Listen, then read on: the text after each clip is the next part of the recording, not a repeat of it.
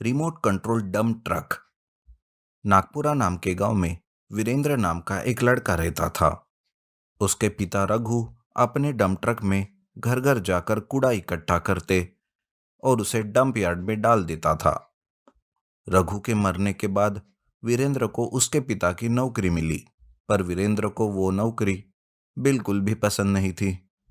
वह सुबह सुबह घर से सूट बूट पहनकर एक लैपटॉप का बैग अपने हाथ में लेकर कार में घर से निकलता और डंप ट्रक के पास जाकर कपड़े और अपना भेष बदलता ताकि उसे कोई पहचान ना सके। फिर डंप ट्रक लाकर घर घर जाकर कचरा इकट्ठा करता था। एक दिन जब वीरेंद्र सूट बूट पहनकर घर से निकल रहा था तो उसको उसका पड़ोसी कहता है, अरे वीरेंद्र, तुम रोज ये सूट बूट पहनकर कहाँ जाते हो? आखिर तुम करते क्या हो? अरे मैं शहर में एक बड़ी कंपनी में क्लीन एंड ग्रीन का काम करता हूँ। अरे ये क्लीन एंड ग्रीन क्या होता है? तुम जैसे अनपढ़ और गंवार लोग इस नौकरी के बारे में कुछ नहीं जानते। ये एक बहुत बड़ी नौकरी है। हाँ, तभी तो तुम्हारे इतने ठाट बाट है। हाँ हाँ, चलो हटो, मुझे जाना है। वीरेंद्र वहां से निकलता है। वो अपना काम खत्म करके जब शाम को घर आता है तो वीरेंद्र के पास से बदबू आने लगती है। ये देख पड़ोसी अपने नाक बंद कर लेता है और वीरेंद्र से कहता है, अरे वीरेंद्र, जब तुम सुबह जाते हो तो ऐसा लगता है कि खुशबू की दुकान जा रही हो, और जब शाम को वापस आते हो तो ऐसा लगता है कि डंप ट्रक में बैठकर आए हो। ये सुनते ही वीरेंद्र को गुस्सा आता है और वो कहता है, अरे तुम्हें दूसरा कोई काम नहीं है क्या जो हमेशा ताक झाक करते रहते हो? अरे वीरेंद्र, गुस्सा क्यों होते हो यार? पड़ोसी होती ही है ताक झाक करने के लिए। कैसा लगा मेरा मजाक? अरे बंद करो तुम अपनी क्लोजअप की दुकान। तुम्हारा मजाक मुझे एक सड़े हुए डंप ट्रक की तरह लग रहा है। पड़ोसी की हंसी एकदम से रुक जाती है। वीरेंद्र अपने मन में ही कहने लगता है, अरे ये क्या बोल रहा हूं मैं? मेरे मुंह से बातें भी डंप ट्रक की ही आ रही है। अगले दिन वीरेंद्र अपने डंप ट्रक को लेकर जा रहा था। में उसे कुछ बच्चे रिमोट कंट्रोल कार से खेलते हुए नजर आते हैं। उन्हें देखकर वीरेंद्र को एक ख्याल आता है। वो तुरंत अपने दोस्त के पास जाता है जो एक मैकेनिक था। उसका दोस्त कहता है, अरे वीरेंद्र, कहो कैसे आना हुआ? अरे यार, मुझे तेरी मदद की जरूरत है। हाँ हाँ, बताओ, क्या बात है? तुम मेरे डंप ट्रक को एक रिमोट कंट्रोल डंप ट्रक में बदल दो ताकि मैं उसे कहीं भी बैठकर ऑपरेट कर सकूं। ठीक है यार, इसमें कौन सी बड़ी बात है? यह कहकर वीरेंद्र का दोस्त डंप ट्रक को एक रिमोट कंट्रोल डंप ट्रक में बदल देता है। वीरेंद्र उस डंप ट्रक के पीछे अपने कार में बैठकर रिमोट से डंप ट्रक को ऑपरेट करने लगता है। ये देख लोग कहते हैं, अरे ये क्या, बिना आदमी के डंप ट्रक चल रहा है? लगता है सरकार कुछ नया स्वच्छ अभियान चला रही है। ऐसे ही वीरेंद्र रिमोट के जरिए डंप ट्रक को चला रहा था। एक दिन वीरेंद्र अपने कार में जा रहा था कि एक लड़की जो बहुत ही खूबसूरत और स्टाइलिश थी उससे लिफ्ट मांगती है। वीरेंद्र कार रोकता है और उस लड़की को लिफ्ट देता है। लड़की कहती है, हाय, मेरा नाम बेला है। वो मेरी कार खराब हो गई थी। यही पास में मेरा ऑफिस है। ऑफिस के लिए देरी हो रही थी, इसीलिए मैंने आपसे लिफ्ट मांगा। आपका बहुत बहुत शुक्रिया लिफ्ट देने के लिए। अरे कोई बात नहीं। वैसे आप करते क्या है? ये सुनकर वीरेंद्र अपने मन में सोचने लगता है और वो कहता है, अगर इस लड़की को पता चल गया कि मैं एक डंप ट्रक का ड्राइवर हूं तो ये मुझसे नफरत करेगी। वीरेंद्र सोच रहा था कि तभी बेला कहती है, अरे, किस सोच में पड़ गए आप? जी कुछ नहीं, वो मैं पास के शहर में एक बड़े से कंपनी में क्लीन एंड ग्रीन का काम करता हूँ। इतने में बेला एक जगह पर उतर जाती है और वो कहती है, आपका बहुत बहुत शुक्रिया। ये लीजिए मेरा नंबर। कभी फ्री हो तो कॉल कीजिए। बेला वहां से चली जाती है। इधर बेला का फोन नंबर लेकर वीरेंद्र के मन में लड्डू फूटने लगते हैं। उस दिन घर आकर वीरेंद्र बेला को फोन करता है। इस तरह वो दोनों फोन में घंटों बातें करते थे। दोनों एक दूसरे को पसंद करने लगे। दोनों की शादी हो जाती है। अरे बेला, चलो मैं तुम्हें तुम्हारे ऑफिस तक छोड़ देता हूँ। दोनों जा रहे थे कि बेला कार में डंप ट्रक का रिमोट देखकर कहती है, ये किस चीज का रिमोट है? अरे वह बहुत ही इंपॉर्टेंट रिमोट है, उसे हाथ मत लगाना वरना अनर्थ हो जाएगा। ठीक है, तुम जाओ, शाम को जल्दी आना। वीरेंद्र वहां से चला जाता है कि थोड़ी दूर जाने के बाद वीरेंद्र को बेला की हैंडबैग नजर आती है। अरे बेला अपना हैंडबैग भूल गई, चलो जाकर उसे दे देता हूँ। ये सोचकर वीरेंद्र पीछे पीछे जाता है। जहां बेला उतरती थी वीरेंद्र उस दफ्तर में जाता है। वहां एक चपरासी वीरेंद्र को रोक लेता है।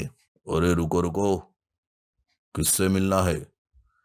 वो मुझे बेला मैडम से मिलना है। बेला और मैडम?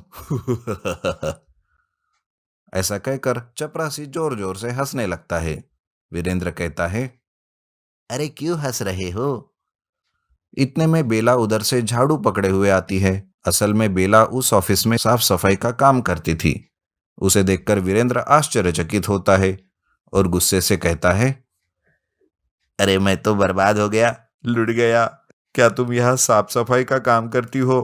तुमने मुझे धोखा दिया बेला। बेला उसे बहुत समझाने की कोशिश कर रही थी कि वहां बहुत सारे लोग इकट्ठा हो जाते हैं। वीरेंद्र का पड़ोसी भी वहां आता है। बेला वीरेंद्र को समझा ही रही थी कि वीरेंद्र कार चढ़कर वहां से जाने लगता है कि बेला गुस्से से डंप ट्रक का रिमोट अपने हाथ में ले लेती है। वीरेंद्र कहता है, अरे वो रिमोट मुझे दे दो। तो पहले तुम मेरी बात सुनो। दोनों की इस कश्मकश में वो रिमोट ऑटोमेटिक ऑन हो जाता है और वह डंप ट्रक कभी इधर तो कभी उधर होते हुए वीरेंद्र के सामने आ रहा था। अरे देखो, संभालो, वो डंप ट्रक हमारी ओर ही आ रहा है। वीरेंद्र उस डंप ट्रक को देखकर रिमोट को ढूंढने लगता है। अरे बेला, पहले तुम मुझे रिमोट दो। बेला रिमोट देती है। वीरेंद्र रिमोट लेकर उस डंप ट्रक को कंट्रोल करता है। यह देख बेला कहती है, अच्छा, तो ये है तुम्हारी असलियत। तुम एक डंप ट्रक ड्राइवर हो। इन दोनों की लड़ाई देखकर वीरेंद्र का पड़ोसी और वहां खड़े सारे लोग हंसने लगते हैं। इस तरह दोनों अपनी अपनी सच्चाई एक दूसरे को बताते हैं और अगले दिन से वीरेंद्र सूट बूट छोड़कर अपने यूनिफॉर्म में ही काम पर जाने लगा और दोनों खुशी खुशी रहने लगे। Magical electric car. भागलपुर नाम के गांव में पुरोहित नाम का एक आदमी किसी वजह से परेशान हो जाता है और वह आत्महत्या करने की सोचता है। वो रात को घर से निकलता है और रास्ते से जाता रहता है। तभी थोड़ी दूर जाने के बाद उसे रास्ते में कुछ चमकती हुई तेज रोशनी दिखती है जिससे एक एलियन बाहर आया हुआ रहता है। वो एलियन जख्मी होता है। उसे देख पुरोहित उसके पास जाकर उसकी मदद करता है। वो एलियन उसे कहता है, इतने रात गए, तुम अकेले ऐसे कहाँ जा रहे हो? कुछ नहीं, बस यूं ही घूम रहा था। लेकिन यह बात उस एलियन को कुछ ठीक नहीं लगती, इसलिए वो पुरोहित का हाथ अपने हाथ में लेता है और उसे कुछ ही देर में पता लगता है कि वो आत्महत्या करने जा रहा है। ये जानने के बाद वो कहता है, अरे तुम अपने आप से बहुत नाराज हो और अपने परिवार के लिए और आत्महत्या करने जा रहे हो, लेकिन तुम ऐसा क्यों कर रहे हो? यह सुनकर पुरोहित आश्चर्यचकित होता है और सोचता है कि उसके मन की बात उस एलियन ने कैसे जान ली। ये सोचकर उस एलियन को वो सारी बात बताने लगता है। दरअसल गांव में पुरोहित का एक गैराज रहता है। वहां पर वो कार को रिपेयर करता और कुछ पुरानी कारें खरीद कर उसे अच्छे से ठीक करके बेचने का काम वो करता था। इस तरह रोज पुरोहित उसके गैरेज में जो कोई कार खरीदने आता उनकी जरूरत के मुताबिक कार बेचकर आए हुए पैसों से वो घर चलाता था। रोज रात को काम करके वो घर जाता और थोड़ी देर अपनी बीवी बच्ची के साथ बात करके सो जाता था। इस तरह उसकी जिंदगी खुशी खुशी से गुजर रही थी। लेकिन एक दिन अचानक जब पुरोहित अपने गैराज में काम कर रहा था, गांव के आसमान में बिजलियां कड़कने लगी थी और जमीन पर गिरने लगी थी।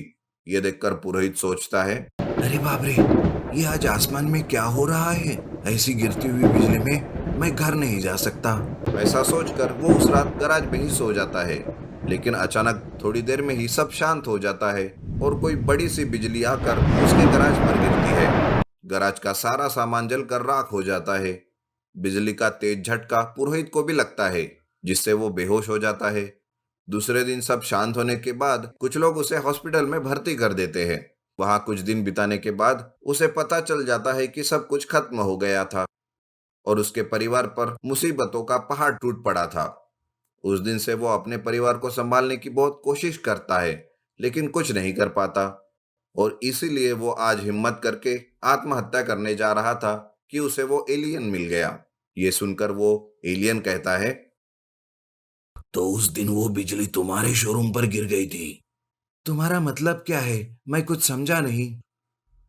अरे, उस दिन मेरे ग्रह के प्राणी को पकड़ने के लिए मैं धरती के आसमान में उससे लड़ रहा था और हम एक दूसरे पर हमला कर रहे थे।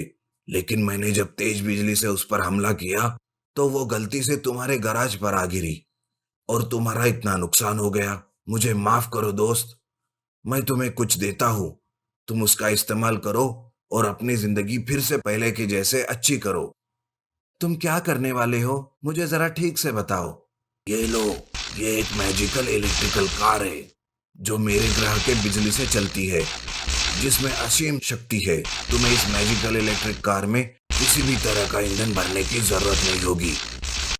ऐसा कहकर वो एलियन अपने उड़न तश्तरे में बैठकर चला जाता है। इधर पुरोहित उस मैजिकल इलेक्ट्रिक कार में बैठ जाता है और जैसे ही वो घर चलो ऐसा कहता है, वो कार शुरू होकर पुरोहित को उसके घर पहुंचा देती है। अगले दिन सुबह पुरोहित की पत्नी और बेटी उस मैजिकल इलेक्ट्रिक कार को देखती है और पूछती है, अरे सुनो जी, सारी कार तो जल गई थी, फिर ये कहाँ से बच गई? पुरोहित अपनी पत्नी और बेटी को आकाश में देखने कहता है। जैसे ही वो देखते हैं, एक चांदनी से रोशनी चमकती है और पुरोहित कहता है, ये मैजिकल इलेक्ट्रिक कार मुझे उसने दी है। ये सुनकर उसकी बीवी चौंक जाती है, लेकिन पुरोहित उसे सारी बातें बता देता है और उस कार की टेक्नोलॉजी की मदद से कई सारी कार्स वो बनवाता है और उन कारों में उसकी मैजिकल इलेक्ट्रिक कार बिजली डालकर चार्ज करती है। इस तरह से वो उन कारों को अपने गैराज में फिर से बेचने लगता है। उसकी बनाई कार में ईंधन की जरूरत ना होने की बात हर तरफ फैल जाती है, जिस वजह से उसकी कार्स खरीदने के लिए लोग भीड़ करने लगते हैं और उस दिन से वो अपनी मैजिकल इलेक्ट्रिक कार को बेचकर पैसा कमाकर अपना जीवन फिर से गुजर बसर करता है।